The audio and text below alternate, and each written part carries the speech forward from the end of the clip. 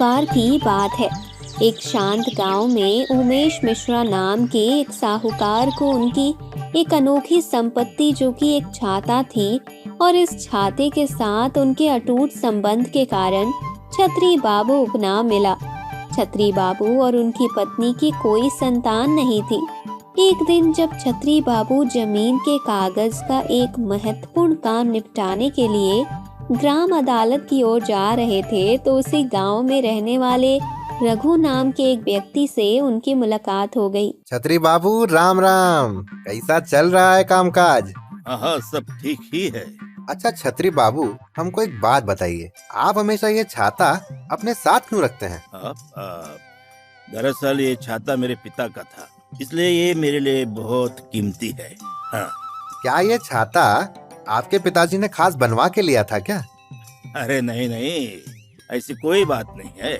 ये छाता मुझे मेरे पिताजी ने उनके आखिरी समय में दिया था, उनकी एक याद के स्वरूप में, इसलिए ये मेरे लिए इतना महत्वपूर्ण है। हाँ, अब मैं ये भी जानता हूँ कि लोग इस छाते की वजह से मेरा मजाक उड़ाते हैं, लेकिन मुझे कोई फर्क नहीं पड़ता इससे। अच्छा, अब मैं समझ गया, आपके लिए इसका भावनात्मक मूल्य है। ठीक है, तो फिर शाम को मिलते हैं गांव के चौराहे पर। हाँ ठीक है, मिलते हैं शाम को। वैसे भी मुझे अब अदालत जाना है, वहाँ एक नई जमीन का कागज निपटाना है। हाँ चले, मिलते हैं। छतरी बाबू एक जगह बैठकर अपना काम निपटा रहे थे। तभी अचानक से उनका ध्यान अपने छाते की ओर गया, लेकिन उनका छाता उन्हें उस जगह नहीं दिखा। अरे मेरा छाता कहाँ गया? यही तो रखा था मैंने, कहाँ गया? किसी ने देखा क्या मेरे छाते को? अरे कहाँ गया मेरा छाता? अरे कोई तो बताओ, कहाँ गया छाता? अरे छतरी बाबू, आप इतना क्यों चिल्ला रहे हैं? छाता ही तो है, मिल जाएगा। अरे आपको कुछ नहीं पता, मेरे लिए वो छाता बहुत कीमती है। आप रहने तो, किसने लिया मेरा छाता? बताओ। छतरी बाबू गुस्से से लाल हो गए थे। तभी एक छोटा लड़का महेश उनके पास आया और कहने लगा, अंकल जी, मैंने आपका छाता लिया था, अब मैं इसे वापस करने आया हूँ। क्या तुमने मुझसे बिना पूछे मेरे पिता की छतरी ले ली? तुम मुझे बताए बिना मेरा छाता लेकर चले गए? क्या तुम्हें पता है कि ये मेरे लिए कितना महत्वपूर्ण है? मुझे माफ कर दीजिए अंकल जी, मेरा ऐसा कोई इरादा नहीं था। मैं तो बस वहाँ खड़ी एक दादी जी की मदद करने के लिए इस छाते को ले गया था। अरे वो जो भी हो, मुझे उससे क्या? तुम्हें मुझसे बिना पूछे इसे हाथ नहीं लगाना चाहिए था, समझे? बाहर बहुत तेज धूप थी और दादी को उनकी गाड़ी तक छोड़ने के लिए मैंने इस छाते का प्रयोग किया। यकीन मानिए, मुझे नहीं पता था कि आपको इस बात का इतना ज्यादा बुरा लगेगा। अरे ये सिर्फ एक छाता नहीं है, ये मेरी सबसे अनमोल चीज है। इससे तुम्हारा कोई लेना देना नहीं है, समझे? तुम निकल जाओ यहाँ से, निकल जाओ, और आइंदा मेरे किसी भी वस्तु को हाथ लगाने की कोशिश मत करना, समझे? महेश मन ही मन छतरी बाबू को बड़बड़ाते चला गया। ऐसा क्या है इस छाते में? बड़ा ही अजीब इंसान है। छाता ही तो लिया था, इस पर इतना चिल्लाने की क्या जरूरत थी? छतरी बाबू भी अपना काम निपटा कर घर गए। छतरी बाबू के घर आते ही उनकी पत्नी अनीता बोलती है, उमेश, हमें सचमुच कल मंदिर जाना चाहिए, ये महत्वपूर्ण है। अरे तुम इस मंदिर की यात्रा के लिए इतनी उत्साहित क्यों हो? मुझे और भी बहुत काम है। मुझे लगता है कि अगर हम ईमानदारी से प्रार्थना करें तो भगवान हमें बच्चे का आशीर्वाद जरूर देंगे। बच्चे? देखो, मैं अभी इस बारे में कुछ नहीं सोचता। मुझे कल एक जमीन का सौदा करने जाना है, समझी? लेकिन उमेश, गांव वाले कहते हैं कि तुम्हारी ये सब हरकतें ही हमारे दुर्भाग्य का कारण बन रही है। सिर्फ एक बार अपना काम छोड़ दो और मेरे साथ मंदिर चलो। बकवास है सब, बकवास है बकवास। मेरा काम ही मेरा व्यवसाय है, भगवान का इससे कोई लेना देना नहीं है। काश तुम अपने काम को बाजू में रखकर औरों का दुख देख पाते उमेश। एक बार कहा ना मैंने, समझ नहीं आता? मेरा इन सब बातों पर विश्वास नहीं है। तुम्हें भी गांव की बेकार गपशप सुनना बंद कर देना चाहिए। हमें भी एक बार इसे आजमाना चाहिए। एक बार कोशिश करने में क्या दिक्कत है? अरे बस बस बस, बहुत हो गया। तुम्हारे साथ सिर्फ मंदिर में ही आना है ना, तो ठीक है। अब मुझे इस पर कोई चर्चा नहीं चाहिए, जाओ। छतरी बाबू और उनकी पत्नी दूसरे दिन मंदिर जाने के लिए निकले। और तभी एक किसान ने घर के बाहर से उन्हें आवाज लगाई। छत्री बाबू, मैं काफी संघर्ष करके ये पैसे लाया हूँ। मेरे पास अब पैसे हैं, आप ये ले लो और मेरी जमीन के कागजात लौटा दो। लेकिन अब तुम्हारे पैसे लेने से कुछ नहीं होगा, क्योंकि वो जमीन अब मेरी है। लेकिन मेरा परिवार उस जमीन पर निर्भर है। तुम्हारे परिवार की कठिनाइयां मेरी चिंता का विषय नहीं है। आपने हमसे सब कुछ ले लिया है। मैं तुमसे विनती करता हूँ, कुछ दया करो। उस जमीन के बिना हम कैसे रहेंगे? अरे बाबा, तुम पे दया करने से मेरा घर नहीं चलेगा ना। तुम्हें ये सब पहले ही सोचना चाहिए था, समझे कि नहीं?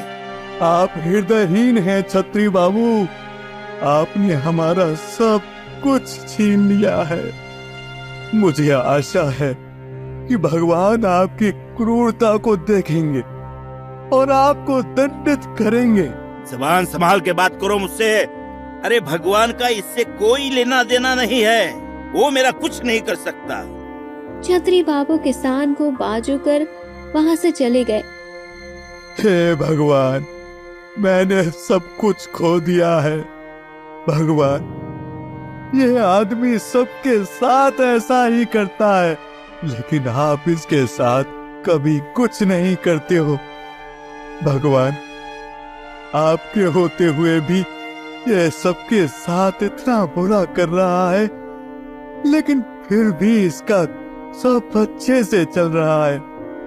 इसका कुछ करो भगवान, इसका कुछ करो। उसी दिन मंदिर में पूजा प्रार्थना करने के बाद छत्री बाबू और उसकी पत्नी अनीता रेलवे से वापस घर की ओर निकले। ये दोनों जहाँ बैठे थे उनके सामने ही और एक इंसान और उसकी बीवी पहले से ही बैठे हुए थे।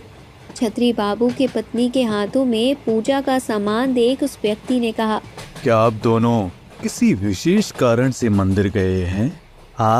ये मंदिर मनोकामनाएं पूरी करने के लिए ही जाना जाता है, लेकिन यहाँ एक और परंपरा का बड़ा महत्व है। क्या आप ये जानते हैं? कैसी परंपरा? जब ट्रेन आगे नदी के पुल को पार करती है तो हर कोई मन्नत मांगते हुए 1 रुपए का सिक्का नदी में गिरा देता है। लोग कहते हैं कि ये काफी अद्भुत परंपरा है। ऐसा करने से मनोकामनाएं तुरंत पूरी हो जाती हैं। ठीक है, देखते हैं। ट्रेन ब्रिज पर पहुंचती है। अनीता उम्मीद से कहती है, छाता तो रखते चाहिए, एक सिक्का गिराने के लिए इसकी क्या जरूरत है? तुम चुप करो, तुम्हें कुछ नहीं समझता। मैं इसे किसी के भरोसे नहीं रख सकता। छत्री बाबू रेलवे डिब्बे के दरवाजे पर आकर सिक्का गिराने के लिए झुकते हैं, लेकिन तभी हवा अचानक से तेज हो जाती है। छतरी पर उनकी पकड़ कमजोर हो जाती है और छाता आपके हाथ से निकल नदी में गिर जाता है। छतरी बाबू चिल्ला कर रोते हुए कहते हैं, अरे अरे अरे मेरा छाता, नहीं नहीं नहीं, मेरा छाता पानी में गिर गया। अरे मेरा सब कुछ चला गया, मेरा छाता गिर गया पानी में। मैं क्या करूं? अरे अरे अरे मेरा सब कुछ चला गया। अरे क्या हुआ? ऐसे क्यों रो रहे हो? मेरा छाता पानी में गिर गया, अब मैं क्या करूं अनीता? मेरा छाता पानी में। अरे छाता मेरा। ये सिर्फ एक छाता ही तो था, इसमें इतना रोने वाली कौन सी बात है? तुम चुप करो, तुम्हें कुछ नहीं पता। उस छतरी के अंदर वो हीरे थे जिसे मैंने जमीन बेचने के बाद मिले हुए पैसों से खरीदा था। हीरे? मुझे तो इस बारे में कुछ भी नहीं पता, लेकिन हीरो को तुमने छाते में क्यों रखा? मैंने इसे वहाँ छिपा कर रखा था, सबकी नजरों से दूर। मैं नहीं चाहता था कि मेरे इन हीरों के बारे में किसी को कुछ भी पता चले। और इसीलिए मैंने हीरो को छाते में एक जगह कर उसमें छुपाया, और इसी वजह से छाते को हमेशा अपने पास में रखता था। लेकिन अब मेरा छाता गया, मेरे हीरे गए।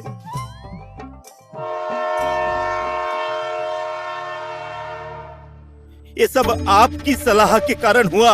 अगर आपने हमें सिक्का गिराने नहीं कहा होता तो आज मेरा छाता मेरे पास होता। मैंने अपना छाता गिरा दिया और सब कुछ खो दिया। ये मेरी वजह से नहीं हुआ, बल्कि धन, दौलत, संपत्ति के प्रति तुम्हारा जो लगाव है उस वजह से कितनों को पीड़ा पहुंची है। आज तुम्हारा जो ये नुकसान हुआ है वो दूसरों को दुख देने की वजह से ही है। आप कौन है? और आप मेरे बारे में ये सब कैसे जानते हैं? मैं वही हूँ जिससे आपने मंदिर में प्रार्थना की थी। धन के लिए आपकी प्रार्थनाएं मैंने अवश्य सुनी थी और पूरी भी की, लेकिन मैंने उन गरीब किसानों की तुम्हारे खिलाफ की हुई प्रार्थनाएं भी सुनी थी, जिनको तुमने बहुत दुख तकलीफ पहुंचाई थी। तुमने लोगों को उल्लू बनाकर, बेवकूफ बनाकर बहुत तकलीफ पहुंचाई है, और उन सब की बद्दुआओं की वजह से तुम्हारे साथ ये सब हुआ है। शायद आज का वही दिन है जो मैंने उन किसानों की इच्छा पूरी कर दी। उनकी इच्छा पूरी हो गई। छतरी बाबू की आंखों से आंसू बहने लगे। उसे अपने कार्यों की गंभीरता से एहसास हुआ। छतरी बाबू दुख से कहते हैं, हाँ, आप सच कह रहे हैं। मैंने उन गरीब किसानों को दुख देकर बहुत बड़ी गलती की है। मुझे इसमें सुधार करना होगा। ये एक उचित निर्णय है छतरी बाबू। चीजों को सही करने में कभी देर नहीं होती। हाँ, आप सही कह रहे हैं। मैं अतीत को तो नहीं बदल सकता, लेकिन अब मैं एक अलग रास्ता चुन सकता हूँ। मैं उस किसान की जमीन लौटाने और उसे दिए गए दुख की भरपाई करने से इसकी शुरुआत करूंगा। ये कहानी से हम समझ सकते हैं कि भौतिक संपत्ति के पीछे चाहे हम कितना ही क्यों न भागे, लेकिन किसी को दुख देकर मिलने वाला सुख ज्यादा दिन तक नहीं टिकता। हमारा लोभ कभी भी दूसरों के प्रति हमारी सहानुभूति से अधिक नहीं होना चाहिए।